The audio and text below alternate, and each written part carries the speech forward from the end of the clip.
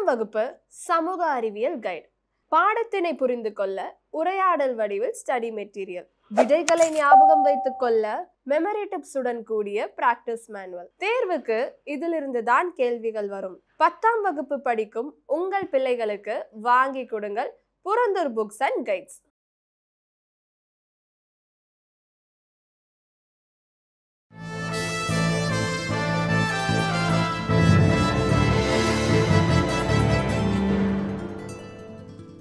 வீரம் சார் வணக்கம், எப்படி இருக்கிறீங்க? வணக்கம். எனக்கு முதல்ல உங்களோட பேர் காரணத்தை நான் தெரிஞ்சுக்கணும். பாவலர் வரதராஜன், பாஸ்கர், இளையராஜாங்கும் போது அமர் சிங், அந்த சிங்குங்கிற வார்த்தை எப்படி, அது உங்க வாயால அந்த காரணத்தை நான் தெரிஞ்சுக்கணும், சொல்லுங்க. அமர் சிங்ன உடனே வாலி சார் சொல்லுவாரு, ஏய் அமர் சிங்கு அப்படி அமர் சிங் உட்காந்து பாடு அப்படிங்குவாரு. பேர் என்ன அப்படின்னு. கங்கைமரன் வச்ச முதல்ல அமர் சிங் தான் அப்பா வச்ச பேர். அப்பாவுக்கு ஒரு மிலிட்ரி ஃப்ரெண்டு ஒருத்தர் இருந்தார் மிலிட்ரியில். அவர் ரொம்ப வீரமான ஆள். அது மாதிரி நம்ம புள்ள வரணும்னு சொல்லி அமர் சிங்னு வச்சார். இப்போ பார்த்தீங்கன்னா நம்ம வீரம் இருக்குது, கோவம் வச்சுன்னா அதை தாங்க முடியாது, அது மாதிரி சொல்கிறோம். அது மாதிரி வச்சார். நான் பாட்டு எழுத ஆரம்பிச்சோன்னா எல்லா கவிஞர்களுமே புனைப்பெயரில் தான் வந்து எழுதுகிற பாட்டு எழுதுகிறாங்க. வாலி சார் ரங்கராஜன், இவர் முத்தையா வந்து கண்ணதாசன், இப்படி ஒவ்வொருத்தருமே அப்படி தான் வச்சுருக்காங்க இப்போ புனைப்பெயரில்.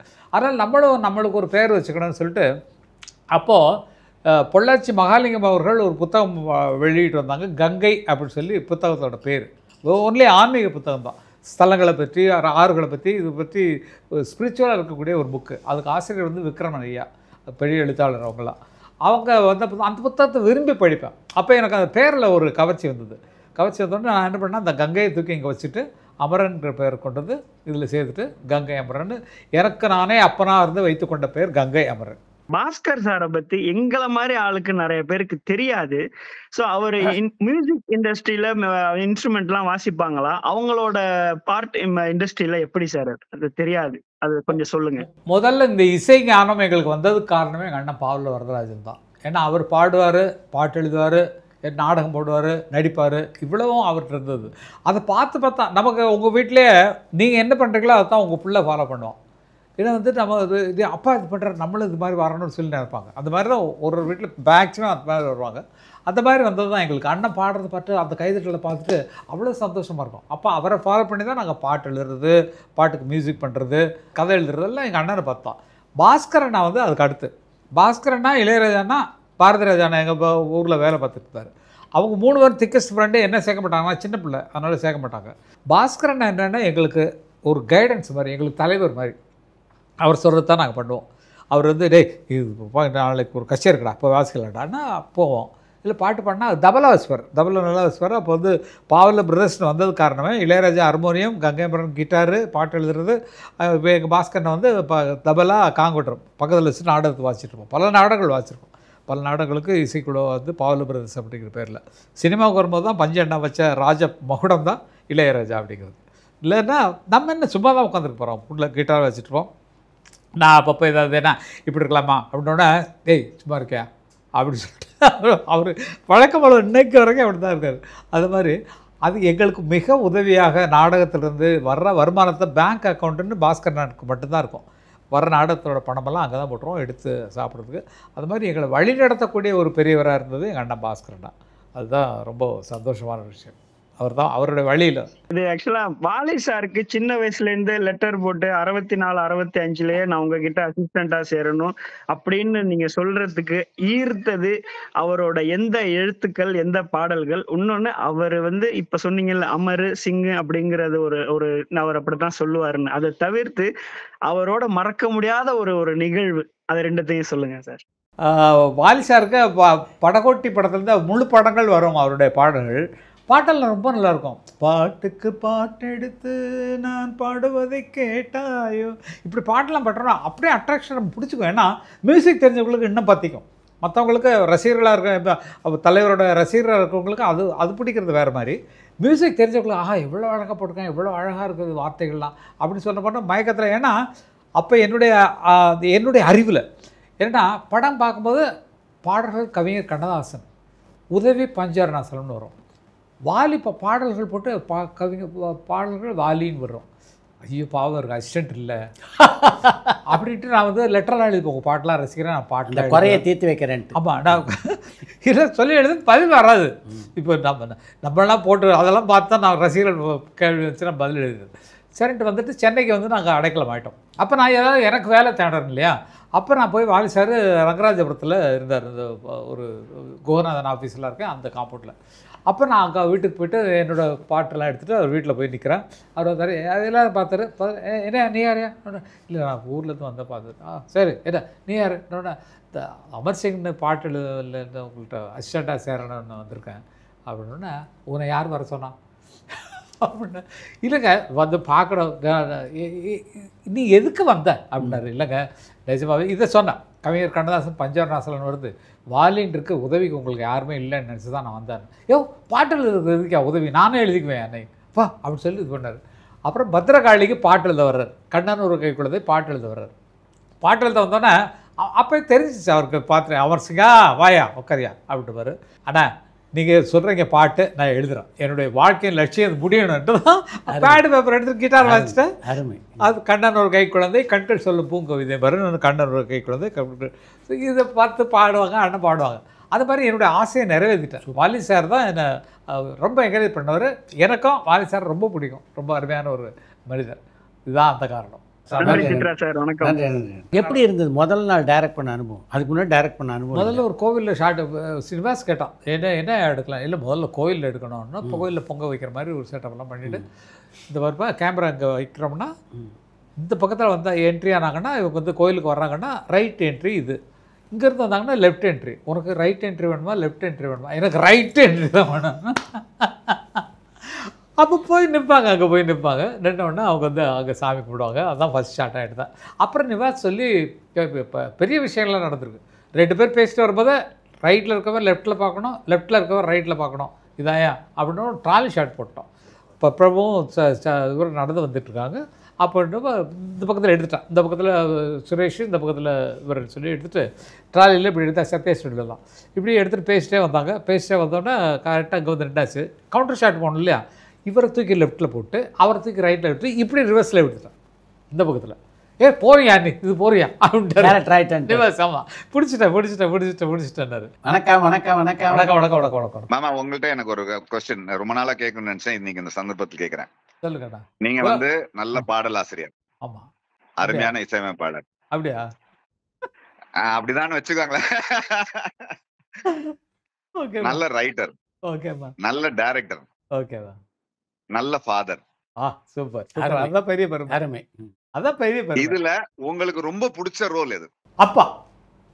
பிள்ளைங்க வந்துட்டு புத்திசாலித்தனமா வர்றாங்கல்ல, அதை விட ஒரு அப்பனுக்கு வேற என்ன வேணும்? சூப்பர். நிஜமா பாத்தீங்கன்னா அது ஒண்ணுதான்.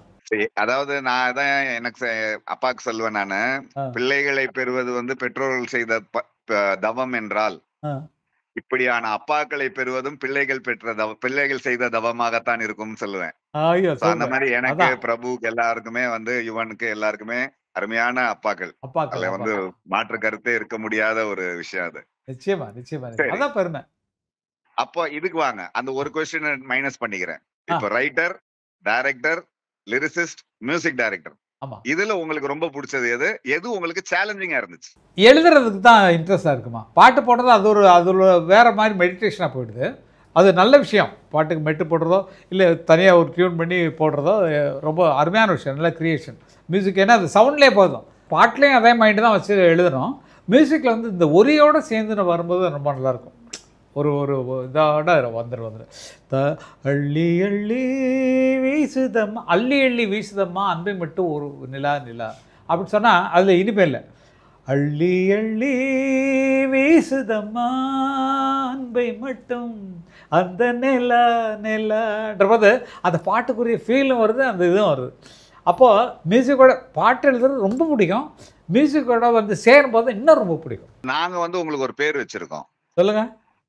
டயலாக் கார், அந்த மாதிரி. இப்போ ஃபோன் பண்ணா கார் வரும், ஃபோன் பண்ணா சாப்பாடு வரும். டயலாக் ஃபுட், டயலாக் கிராசரி மாதிரி. அமர்மமான டயலாக் சாங். ஃபோன் பண்ணா போன்லயே சாங் வரும் எங்களுக்கு. அதே கால்ல திருப்பி வரும் சாங். எங்க விபி கேங்ல வந்து உங்களுக்கு அதான் அமர்மமா டயலாக் சாங் அப்படின்னு வச்சிருக்கோம். உங்களுக்கு தெரியுமா அது? தெரியும் சொன்னா பிரபு சொன்னா அவன் போறதுக்குள்ளே பாட்டு எழுதி கொடுத்துருவேன் நான். அது இதுவரை இல்லாத உணர்வு இதெல்லாம் அது சுச்சுவேஷன் சொல்லிட்டு போனால் அவன் காரில் போயிட்டுருக்கான், கத்திப்பாறை ஜங்ஷன் போகிறதுக்குள்ளே நான் வந்து மௌனமாக இருந்திருப்பேன்.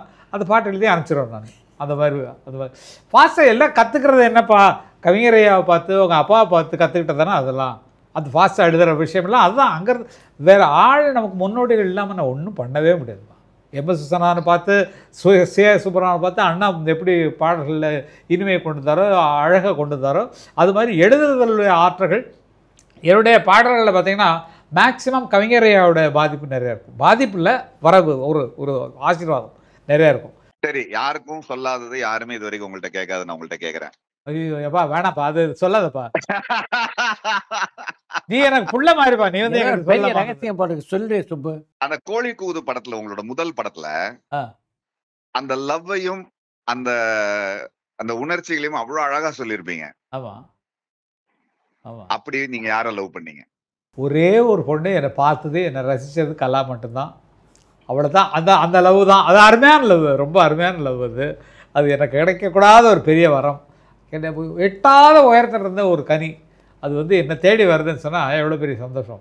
என்னை தான் கட்டிக்க வேண்டிய அவள் முடிவு பண்ணி தூக்க மாத்திரைலாம் போட்டு சூசைட் பண்ணுறதுக்கு ட்ரை பண்ணி, அதுக்கப்புறம் அவங்க அப்பாலாம் வந்து எங்கிட்ட பேசி என் பொண்ணு உங்களுவே கட்டிக்கிறேன்னு மாத்திரை எல்லாம் போட்டான்னொன்னே நான் அப்படி பீச்சில் கூப்பிட்டு பேசுறது அவ்வளோ இன்னசென்ட். எங்கள் மாமா போட்டு நான் வீட்டில் போய் சொல்கிறேன்.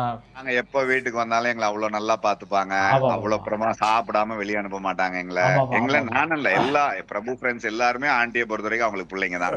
நான் உங்கள் அம்மாவை சொல்கிறேன், ரஜினியிலேருந்து கமல்லேருந்து நாங்கள் எல்லாமே காலையில் எடுத்தோம்னா ரெக்கார்டிங் போகிறதுக்கு முதல்ல வீட்டில் வந்து சாப்பிட்டு மெதுவான இட்லி, அருமையான சட்னி, சாம்பார், சோறு போட்டு சான்ஸ் கொடுத்து வளர்த்தவங்க நீங்கள். உங்கள் சார் வீட்டில் சாப்பிடாதவங்களே இல்லைன்னு சொல்லலாம். எல்லாரும் நிஜமா பஞ்சன் இல்லைன்னா என்னன்னு நினச்சி பார்க்குறேன் நான். ஒன்றும் இல்லைங்க, முதல்ல சந்திச்ச நினைவு இருக்கா பஞ்சு சார்? இப்போ நான் இப்போ பாட்டு வந்த போது தான் சத்த அந்த இதில் அருண் பிரசாத் மூவிஸில் அது பாட்டு வரும்போது தான் சந்தித்தோன்னா அது பார்த்துலாம் பேசிக்கிட்டாரு. அப்புறமேல கவிஞரையாட்ட வந்து நான் வந்து இப்போ ஜிகே வெங்கடேஸ்வரன்ட்ட சொல்கிறேன்னா, நான் அவர்கிட்ட அசிஸ்டண்ட்டாக சேர்றது கொஞ்சம் சொல்லுங்கண்ணா. என்னன்னா பாட்டு எழுதி முடிச்சாச்சு. எப்பா ராஜாவோட தம்பிப்பா, அவனும் பாட்டு எழுதுவான், கொஞ்சம் அசிஸ்டண்ட்டாக சேர்த்துக்க. வர சொல்லுங்கள். மறுநாள் காலையில் 4 மணிக்கு எழுந்து குளிச்சுட்டு அப்படி இது லஸ்காண்டல்லேருந்து கரெக்டாக அவர் வீட்டு வரைக்கும் நடந்து வரேன், கவிஞரையா வீட்டு வரைக்கும், டி நகரில் அந்த பார்க் ஒன்று இருக்கு அது பக்கத்தில். போய் நிற்கிறோன்னா அவங்க பல பேர் பார்த்துட்ருக்காங்க. இவர் வந்துட்டு பார்த்து எல்லோரும் ஒருத்தர் ஊர்லேருந்து வந்துட்டேயா, எதுக்கு வந்தேன்? நான் சும்மா பணம் கொடுத்து அனுப்பியா ஊருக்கு போயா, நான் நடிக்கிறதுக்கு வந்தேன். அதெல்லாம் என் வேலை இல்லை, என் வேலையை பற்றி சொல்லுன்னா அடுத்து கல்கியில் இது கட்டுரை கேட்டு வந்தையா, அது சரி வந்துரு, அது மண்டபத்தை வந்து சொல்லிட்டு வருவாங்க. அப்போ வந்து என்ன வந்து கேட்குறாரு, நான் முதல்ல சொல்லியிருக்காரு வர சொல்லுன்ட்டு. நீ ராஜாவோட தம்பி ஜிகே வெங்கடேஸ்வரன் சொன்னார் அசிஸ்டண்டா சார். சரின்ட்டு தான் போயிட்டார். காரில் ஏறி போயிட்டார். காரில் ஏறி போகிறோன்னு என்ன போயிட்டாரன்ட்டு பார்த்தா பஞ்சண்ட மேலே லட்சுமி கல்யாண படத்துக்கு டைலாக் எழுதிட்டு கீழே வர்றாரு. என்னப்பா இன்னொன்று இல்லை, அசிஸ்டண்ட்டாக சேர்றதுக்கு வர சொன்னார், காரில் போயிட்டா. அடப்பா கூட போனோன்னா இப்போ அங்கே இதில் ரங்கராஜபுரத்தில் தான் கம்போசிங் நடக்குது, நீ இப்போ கேவி மகாதேவனுக்கு போகிறான். அவர்கிட்ட போய் என்ன இப்போ வாத்தியார் கற்றுக்கிறது தானே, நம்ம ஒன்றும் வார்த்தை சொல்ல போகிறதில்ல. ஆனால் அவருக்கும் வார்த்தை சொல்லியிருக்கேன் நான். வணக்கம் சார். வணக்கம் வணக்கம் வணக்கம் வணக்கம். உங்களை வந்து பல கோணங்கள்ல திரையுலகமே பார்த்தாச்சு. மியூசிக் டைரக்டரா பார்த்தாச்சு, டைரக்டரா பார்த்தாச்சு, ரைட்டரா பார்த்தாச்சு, பல கோணங்கள்ல பார்த்தாச்சு. ஆனால் இன்று நான் வந்து ஒரு பாடலாசிரியர் கங்கை அமரன் சார் பத்தி கேட்கணும். சோ நீங்க பல பாடல்களை எழுதியிருக்கீங்க, பல பாடல்கள் ஹிட் கொடுத்துருக்கீங்க. ஆனால் விஜயகாந்த் சார் நடிப்பில் வந்த நீ பொட்டு வச்ச தங்க குடம் ஊருக்கு நீ மகுடம், அந்த பாடல் வந்து விஜயகாந்த் சாருக்காகவே நீங்க உருவாக்குன மாதிரி இருக்கு. அந்த ஒரு மிகப்பெரிய மேஜிக்கா இருக்கு. விஜயகாந்த் சாரே நேரா ரிலேட் பண்ணிக்கிற மாதிரி இந்த பாட்டு இருக்கு. அந்த பாடலுக்கான அந்த பாடல் பின்னாடி இருக்கிற மேஜிக்கை சொல்லுங்க சார். எப்படி அந்த பாடல்? எனக்கு சொன்ன சிச்சுவேஷனுக்கு வந்த வார்த்தை தான் அது. ஒரு பெரிய அதில் ஹீரோவுக்கு எழுதும்போது கொஞ்சம் நல்ல வார்த்தைகள் வரணும், கொஞ்சம் இதாக இருக்கணும் சொல்லிட்டு எல்லாம் சொல்லுவாங்க. ஏன்னா பி வாசு அவங்க டைரக்ஷனில் வந்த படம் தான் பொன்மன செல்வன், அது ஒரு படம். அதில் வந்து சொன்னபோது இந்த மாதிரி வேணும் பாடணுன்னா நம்ம தான் ஏற்கனவே சொல்லியிருக்கேன், நீங்கள் பேட்டியை பார்த்தீங்கன்னா தெரிஞ்சிருக்கோம். அப்போ எழுதின ஒரே பல்லவி இதுதான். நீ பொட்டு வச்ச தங்க குடம் ஊருக்கு நீ மகுடம், நாங்கள் தொட்டு தொட்டு இழுத்து வரும் ஜோரான தங்கறதும், நீ சங்க கட்டி வெள்ளை கட்டி உன் பேரை சொல்லலாம் இந்த பட்டி தொட்டின்னு சொல்லி எழுதியாச்சு. நல்லா போச்சு. அப்போ வந்து அது நல்ல அப்போ பாப்புலர் தான் அந்த சாங்கு. அதுக்கப்புறம் அவர் இல்லாத போது இந்த பாட்டு எவ்வளோ மகுடமாக இருந்தது அப்படின்னு நினைக்கும் போது ரொம்ப பெருமையாக இருக்குது. அருமையான பாட்டாக அவர் அந்த பாடல் வெளியான போது எப்படி ஒரு வரவேற்பு இருந்ததோ அது மாதிரி 10 மடங்கு வரவேற்பு இப்போ அந்த பாட்டுக்கு. யார் வந்தாலும் இந்த இப்போ நிறைய படங்களில் ஒரு ஹீரோ வர்றான்னா நீ பொட்டு வச்ச தங்க கொடான்னு போட்டுருவாங்க. அவர் நடந்துடுறா அப்போ மியூசிக் போட தேவையில்லை, எல்லா கதாநாயகனும் பிறந்துட்டு மாதிரி. அது வந்து ஒரு தெய்வ செயல்பா, இது வரிசையாக நடக்கிறது தான். எழுதும்போது தெரியாது நமக்கு இது இவ்வளோ பாப்புலராமான்னு. பாட்டு ரெக்கார்ட் பண்ணும்போது நல்லா குஷியாக இருக்கும். அவங்க பிக்சர் பண்ணி அதெல்லாம் ஜெயித்த உடனே மறுபடியும் அந்த பாட்டு ஜென்ரேஷனுக்கு வந்துட்டுருக்கேன்னு நினைக்கும் போது ரொம்ப சந்தோஷமாக தான் இருக்கும். பிரேம்ஜி சார் வந்து வச்சு பூஞ்சோலைன்னு நீங்க ஒரு படம் டைரக்ட் பண்ணதா பேச்சு இருந்தது. பிரபு வெங்கட் பிரபு நடிச்சது அந்த படம் ஏன் அது வெளியே வரல சார்? என்ன இதுல இருந்தாங்க சார்? இல்லை படம் எடுத்தோம் நல்லா இருக்குது. இப்போ கூட ரிலீஸ் பண்ணலாம். அது இருங்க, உங்களுக்கு ஒரு சோதனை கொடுக்கணும்ல. அந்த படத்தை நான் ரிலீஸ் பண்ணுறேன். எப்படியும் பிரபு இப்போ வந்துடுவான், பார்ப்போம் அந்த படத்தை ரிலீஸ் பண்ண. அதை வச்சு தான் டே எனக்கு கொடுக்க வேண்டியது மாதம் கொடுக்க வேண்டியது கூட இல்லாட்டா பூஜை ரிலீஸ் பண்ணுறது மிரட்டுவான் அவங்கள. அதில் சங்கீதாவும் அவங்க பயப்படுவாங்க. அங்கிள் வேடாம் அங்கிள்னு சங்கீதா சொல்லுவாங்க. அது என்ன அவ்வளோ மோசமாக இருக்கும். படம் பார்த்தா நல்லா இருக்கு. காமெடி ட்ராக்காக இல்லை, ஒன்லி ஸ்டோரியில் இது பண்ணி ஒரு எஸ்டேட்டில் கஷ்டப்படக்கூடிய ஒரு ஃபேமிலியை பற்றி எடுத்த படம். நல்லா இருக்கு. அதை வெளியே வர முடியல. அது மாதிரி தான். அதே மாதிரி வெங்கட் பிரபு சார் பொறுத்தளவுக்கு அவர் பல இடங்கள்ல சொல்லியிருக்காரு, நான் நல்லா பாடவும் செய்வேன், ஆமாம் நல்லா பாடல் ஆசிரியராகவும் இருப்பேன், ஆனால் ட்ராக் மட்டும்தான் பாட வைப்பாங்க. எங்க அப்பால இருந்து எல்லாருமே நான் ட்ராக் மட்டும்தான் பாட வைப்பாங்க, மற்றபடி மெயின் பிக்சர்ல கூட்டு பாட வைக்கவே மாட்டுறாங்க. ஆமாம், நிறைய கிட் சாங்ஸு கார்த்திக்கு இவனுக்கு எல்லாம் ட்ராக்ஸ் எல்லாம் வேர்ட்ஸோடு பாடுறது வெங்கட் பிரபு தான் வச்சுக்குவாங்க. அப்புறம் அவங்க கூப்பிட்டு ஹரிஹரனோ அவங்களே கூப்பிட்டு வந்து மிக்ஸ் பண்ணிக்குவாங்க. அந்த மாதிரி வந்துடும். ஆனால் நிச்சயமா ஒரு நிகழ்ச்சியில் அந்த பாடல் கேட்டு அவரோட குரல் ரொம்ப அருமையா இருக்கு சார். ஆமாம், மேலே எங்கள் ஃபேமிலியிலே எல்லா பசங்களும் நல்லா பாடுவாங்கம்மா. கார்த்திக் ராஜா சரி, கார்த்திக் ராஜா இவன் என்ற பிரபு பிரேமு என் பசங்க 2 பேர் எல்லாம் நல்லா பாடுறவங்க தான். வாசுகி கூட நல்லா பாடுவான். நன்றி சார். நீங்கள் டைரக்ட் பண்ண முதல் படத்தை பார்த்துட்டு இளையராஜா என்ன சொன்னார் ரீரிகார்டிங் முன்னாடி? என்னடா படம் பண்ணுறீங்க? என்ன படம்?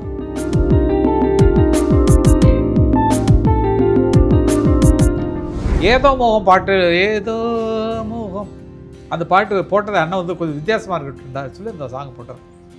அதில் அண்ணன் ஐடியா சொன்னார்.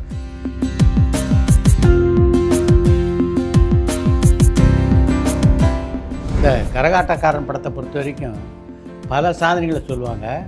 அதில் பொன்னமராவதி அப்படின்ற ஊரில் நடுவில் 3-4 ரீலே கிடையாது. ஆனாலும் அந்த ஊரில் 100 நாள் போய் அதாவது ஜனங்க எதை பற்றியுமே கவலைப்படல. அந்த அளவுக்கு ஒரு பெரிய ஒரு வரவேற்பு அந்த படத்துக்கு.